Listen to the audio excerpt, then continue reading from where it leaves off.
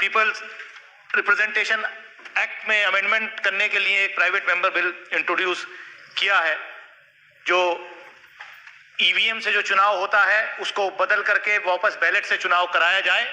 ये मैंने आज ही, आपने मुझे अनुमति दी बिल इंट्रोड्यूस करने के लिए। सभापति महोदय, आप डिजिटल इंडिया की बात कर रहे हैं, डिजिटल वर्ल्ड हो गया है। उसी डिजिटल वर्ल्ड की जो कंट्रीज हैं जहां पर ज्यादा डिजिटाइजेशन है, हमसे ज्यादा आगे हैं, विकसित देश हैं, उन सब ने ईवीएम्स को, मशीन को रद्द करके वापस बैलेट पेपर पे ही चुनाव कराए जा रहे हैं। और जनता का विश्वास क्योंकि उठ रहा है, बार बार ईवीएम्स के जरिए से जो चुनाव होते हैं उस पर कहीं ना कहीं शक हो रहा है, इसलिए इसमें अमेंडमेंट करने की बहुत ही आवश्यकता है। इसीलिए मैं कहना चाहता हूं सभापति महोदय कि हमारा देश मल्टी पार्टी डेमोक्रेसी है। जो संविधान के निर्माता थे बाबा साहब डॉक्टर भीमराव अंबेडकर, उनके साथी, बड़ी सोच समझ के हमने ये संसदीय प्रणाली उन लोगों ने इस देश को दी है। अब मल्टी पार्टी डेमोक्रेसी में क्या होगा?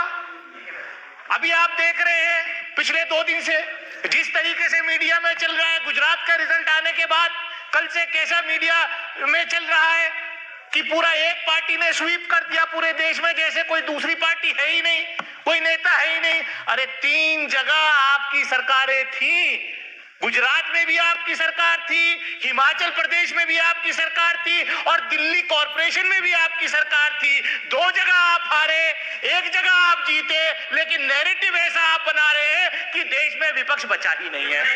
तो ये जो है, मैं कहना चाहता हूं आपसे सभापति महोदय, मैं आपके माध्यम से ये कहना चाहता हूं कि आप जो है, देखिए ये ट्रेजरी बेंचेस के लोग, क्या बीमारी है, मतलब इनके एजेंडे को जब मैं एक्सपोज करने खड़ा होता हूं तभी जो है शोर मचाना शुरू कर देते हैं। अब क्या करें सभापति महोदय, मैं ये आपसे,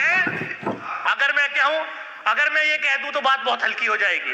नहीं, आपकी साजिश, ये कह रहे ईवीएम के माध्यम से क्या है, कहीं ऐसा तो नहीं कि छोटी छोटी बीच में एक जगह जिताते रहो, बताते रहो, और असली जो है मलाई काटने का जब मौका आए तो आप आते रहो।